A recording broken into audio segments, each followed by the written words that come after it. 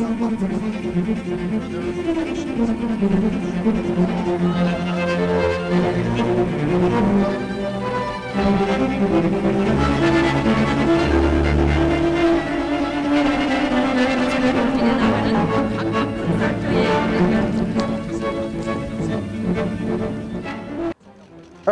on Wednesday morning, a group of Gabonese military officers announced a takeover of power and an annulment of the results of its presidential election, which they claim lacked credibility.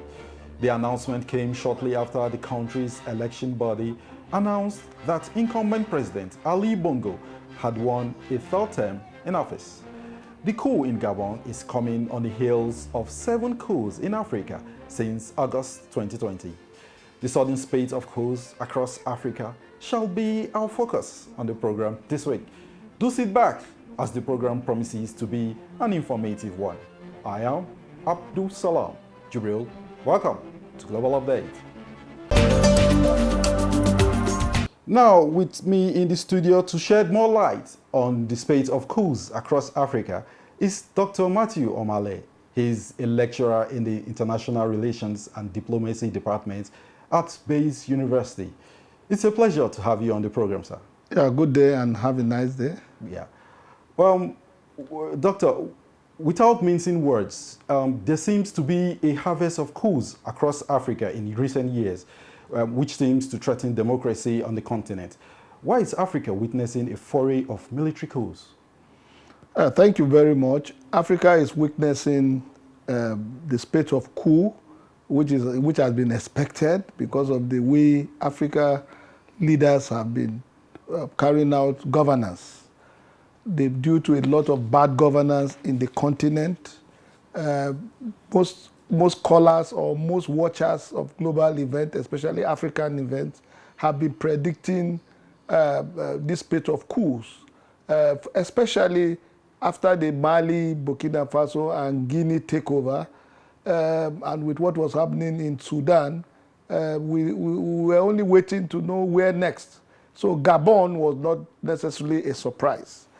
Outside bad governance, you will agree with me that since the sweeping of democracy in the 90s across most African continent, where sit-tight dictators like Dasingbe Ayedema of Togo, Kamuzu Banda of Malawi, and so on were removed, not much has been achieved on the continent.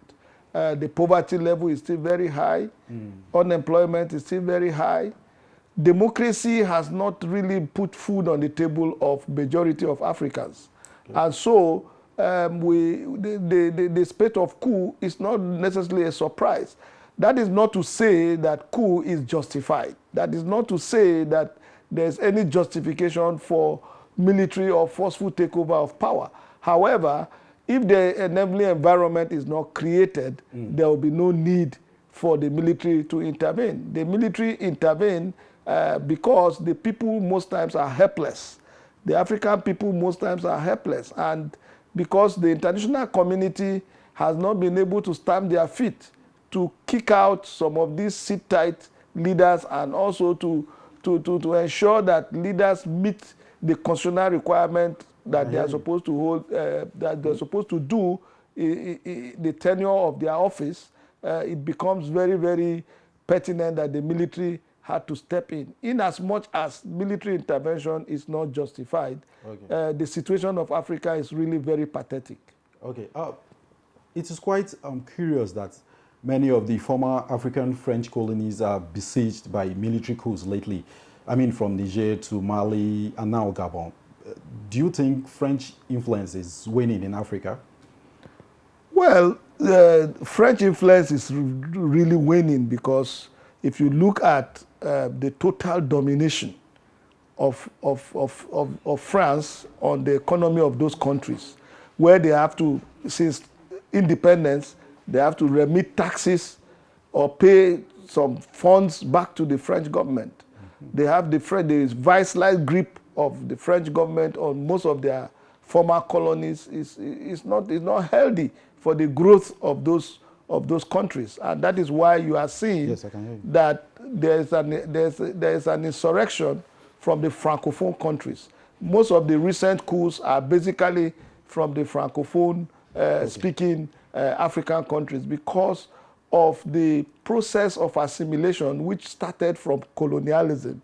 It has not really been eradicated in those places. The Paris still determine and control significantly economic and military operations in those countries, and that is not healthy enough. Most of those countries also have very rich mineral resources, which France is benefiting tremendously. In the case of Gabon, they have a lot of manganese. They also have a lot of crude oil. They produce over 200,000 barrels of crude oil per day. And the Gabonese are not doing too badly in terms of economic development because they have a population of about 2.3 million people. So GDP-wise, what they are earning is very good because of the type of resources that they have. And with the small population, they are not doing too badly. However, the type of leadership that they have always had, how can one family rule a place for 56 years? Even the man that have taken over, Brice Oligui, he is also from the same family, the Bongo family, a cousin to Ali Bongo. So is it only the Bongos that are in Gabon? That's the question on the lips of several persons. It's not only the Bongos that are in Gabon. So he is also an Nguema, which shows that he's a cousin to the Bongos. And yes, the military have taken over, but it's from Bongo to Bongo to Bongo. Okay, Doctor, recently countries like Rwanda and Cameroon have either rejigged their top military brass or dismissed them entirely. Is this the way to go? And what role should regional organizations such as the African Union play in this development? Well, the rejigging of military is really not the solution. It's like a cosmetic approach to solving the imminent takeover of the military in those countries. Because I heard that Uganda did the same thing. Museveni has been in power for close to 40 years. And he should know, instead of him to announce and start embarking on constitutional reforms, all he's doing is thinking that the military is rejigging the military. In Cameroon, Paul Biya, for 44 years, he has been in power. And all he's thinking is to rejig the military. That is not going to help him. What the international community, what genuine lovers of democracy in Africa want is for Biya and people like Museveni and their likes to begin to embark on transition program. If they announce today that they are going to hand over power to another government and they are not going to participate in that transition, a lot of tension will go down and nobody will think of overthrowing them. But because nobody is sure, nobody trusts them, and they too do not trust themselves, that is why they are sacking military chiefs and so on. If you see, most of the coups are done by very close people to those in power. Those people in the presidential palace, the presidential guards, they are the ones taking over the power. So the solution actually does not really lie in firing military chiefs and so on. Secondly, the African Union must rise up. The African Union must rise up to ensure that its various protocols or its various resolutions on military takeovers are enforced, not necessarily through use of force, but also to hold leaders accountable. Why are the African Union not pursuing the good initiative of the new Partnership for African Development? Why are they not pursuing the African peer review mechanism where they tell each other what you are not doing right? What are the things that you need to do to be able to develop? What African Union should be able to look at the spate of bad governance in the country, the issue of endemic corruption, the issue of poverty, the issue of underdevelopment of our manufacturing and industrial sector. And they have to take a proactive approach. The African Development Bank is doing a lot, but it's not doing enough because we know that one of the major problems with the continent is still fundamentally problem of underdevelopment. And until that is addressed, we will continue to have this political instability. Okay, Doctor, what can you say about this issue of sit-tight mentality of most of these African leaders? Yeah, the sit-tight mentality is very sickening. I don't know why we are not practicing monarchy system of government in most of the African states. Why will somebody stay in power for so long, hand over to the son will finish and hand over to another relations and so on? It shouldn't be so. Democracy should be government that is driven by the people. Elections should be credible, free and fair. Elections should be done in such a way that it should be transparent. The electoral bodies must be independent. The people's votes must count. The people must select and elect whoever they want to rule over them. It is not that you impose yourself by manipulating the electoral system and so on. And that is why we are having all these problems. So the issue of sit-tightism in the continent must be addressed. I advocate that the African Union must insist that countries should limit term limits to just 2 terms of 4 years, which is 8 years. After that, you leave for other people to come. And we must take the issue of free, fair, and credible elections very serious in the continent.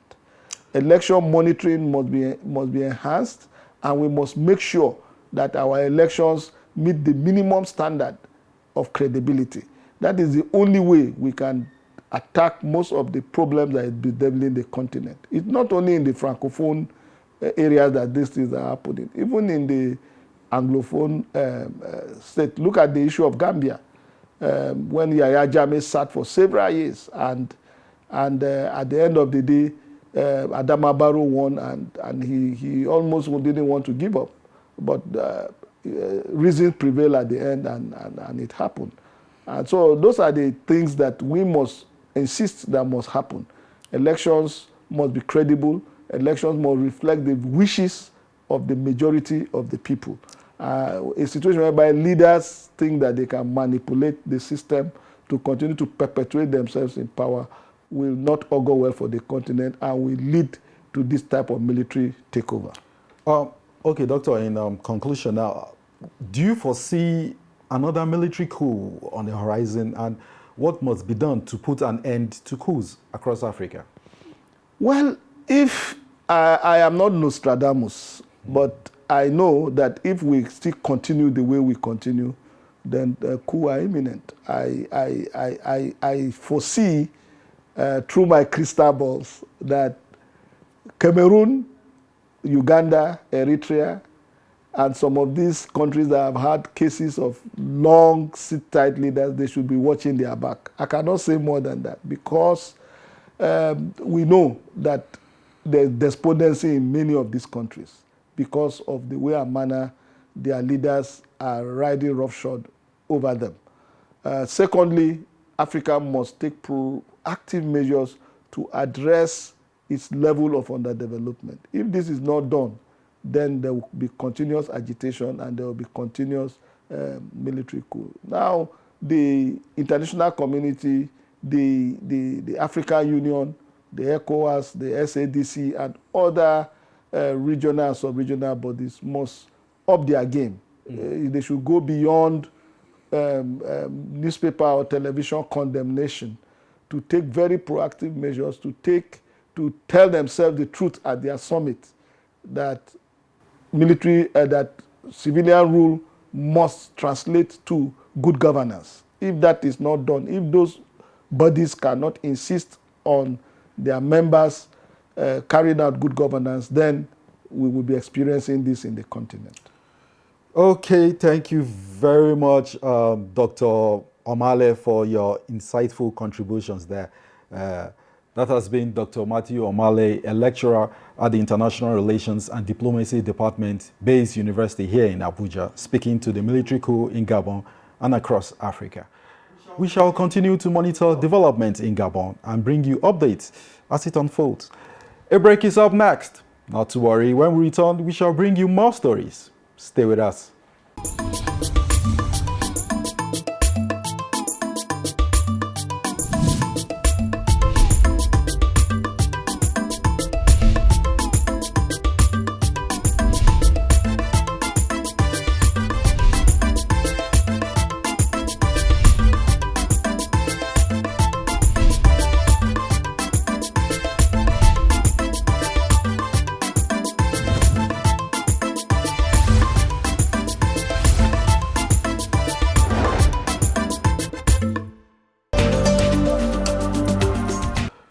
Welcome back. And if you just tuned in, the program is Global Update, where we bring you up to speed with events in the past week. Now, Nigeria's Minister of Foreign Affairs, Ambassador Yusuf Tugar, says President Bola Ahmed Tinubu's four agenda of development, democracy, demography, and diaspora will be pursued unrelentingly by bringing modern solutions to address complex challenges for national development. The minister stated this when the chairman CEO Nigerians in Diaspora Commission, Honorable Abike Dabiri-Erewa, led the management and staff of NICOM on a solidarity visit to the Ministry of Foreign Affairs. When you talked about having a place for the diaspora in the national honors, I think that would be a very, very good development if that were to happen, and perhaps we can work together towards achieving that, because it would provide for positive reinforcement for Nigerians in the diaspora, and they need that. You also talked about diaspora investment, which is key. We can see what the potential is from just the remittances, not to talk about, solid investments. But, it got me thinking about, because when we talk about diaspora, there's a tendency for us to focus on Europe, which is where I served as ambassador. But when you think that, when you look at other parts of the world, diasporans, Nigerians in Sudan, about 8 million, Saudi Arabia, and other places, even within the African continent. So we need to tap into that. And perhaps with regards to investment, then you start exploring the possibilities of perhaps a diaspora sukuk fund. These are things that we're already benefiting from sukuk funds, for roads, for infrastructure. So I would urge you to look, towards that as well. Honorable Minister, I'm sure you're aware of the National Diaspora Day celebrations. I think we had the best one this year. It was really huge. It was fantastic, and we're proud of ourselves. So clap for yourselves for what you did, despite limited resources.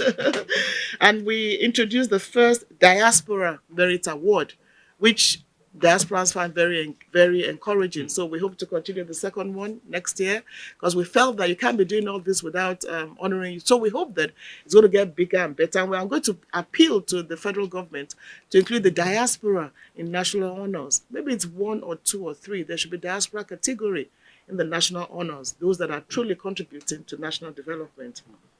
We also have the Nigeria Diaspora Investment Summit. Again, the next one will take place in November. The idea is, like I said, beyond remittances, let the diaspora come home and see what they can do. We travel out, investment summit, and we said, come home and see what you can do. So November, I think 21st, we're going to host the next one. And again, I'm glad to say that this will be the fifth, okay, of the Diaspora Investment Summit, and Nigerians are really beginning to invest in their own country. So what we're doing now is tabulating into Naira and Kobo. In the last 3 or 4 years, we have 10 hospitals come to set up by the diaspora. We've had businesses coming set up by the diaspora, education, ICT, food business, medicals. And again, I think there's a lot to be celebrated. And we're hoping, as we keep saying, that the diaspora, we'll be talking about a diaspora direct investment, not just foreign direct investment. And we're moving towards that stage, Honorable Minister. We've also established the Diaspora Investment Trust Fund. Again, it was done in this hall by the Honorable Minister and approved by the Federal Executive Council. The idea is to have the diaspora have an intentional investment, to be run by them, to be driven by them, to be owned by them. So imagine 1,000 diaspora putting $1,000 together and say, we're building a bridge in Abuja. It's their project. So we have that in place. The next thing is to now take off with the new administration. But all the T's and the lines have been dotted. Nigeria's High Commissioner to South Africa says Nigeria is ready to collaborate with South Africa in the areas of military cooperation and trade, among others, towards strengthening bilateral ties between both countries. This is coming on the heels of the recent BRICS summit that was held in South Africa. Nigerian government supports private enterprises. I can assure you that those people you saw at the exhibition center, we facilitated their participation. We paid for that space. The Nigerian government paid for that space, and they came, they participated. Only one of the countries that has signified their interest to participate were unable to make it, maybe due to some other reasons. But those ones, especially in fashion, she has been part of our activities here for a long time, and she has never failed. And I can assure you that her business is booming. We are not left out in the ICT. Nigerian company produces one of the best ICT facilities or additions. We have also apps that are being sought after by most of the big conglomerates in South Africa. And Nigerians are providing that service very well. We have some whiz kids in the ICT sector, you wouldn't believe it. So those guys that the vice president spoke with, they showed him some of what they could do, and it was amazing. So they want to even go back home if the environment is made conducive in the sense that these are boys who are very young, very enterprising, but the issue of where to pitch their camp, for instance, the plot of place or the shop where they could rent might be in a position they are not able to, maybe due to the price. But with facilitation from the government and the creation of the computer village and places like that, they are willing to go back home. We also have those who have been interested in the transport sector, especially the electrical vehicles. Nigeria has also shown interest in that because the Director General, Jelani, has been talking with them, and they are moving forward. Those are the stands where the Vice President visited. In addition, the Vice President visited the military establishments in South Africa. Those military establishments, we've been talking with them for over 2 years now since my arrival here. The AMCO and the Benel are companies that produce a lot of military hardware. Those armored vehicles and anti-mine tanks, the Vice President showed tremendous interest on that, and the chief executives of those companies later paid him a side visit after his visitation to the stands. They also came and privately sat with him to give him details of what they can do, and he has assured that he will bring it to the attention of His Excellency the President so that the relationship can be moved forward. He has also, during discussions, provided a clue that instead of just doing one-off business, we could go into partnership with DICON in Kaduna, the Defense Industry Corporation in Kaduna, and some of this will be talking extensively in the not distant future. A look at other top stories that made headlines in the past week is up next.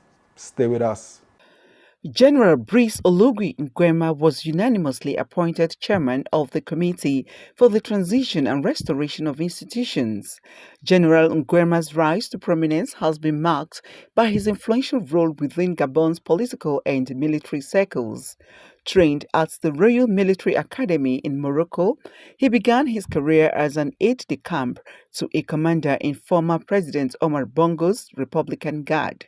Following Omar Bongo's death in 2009, Nguema continued his service under President Ali Bongo, eventually ascending to the leadership of the Guard a decade later. As head of the Republican Guard responsible for presidential security, Nguema worked to strengthen Gabon's internal security systems, but some reforms were viewed as mechanisms to extend President Bongo's time in office. Beyond his military role, Nguema's ventures included diplomatic missions to Morocco and Senegal. He was also known for his entrepreneurial spirit and reportedly amassed significant wealth, earning him millionaire status within Gabonese circles. And that's it on this episode of the program Global Update. Join us same time, same station for another interesting episode of the program. I am Abdul Salam Jubril. Many thanks for watching.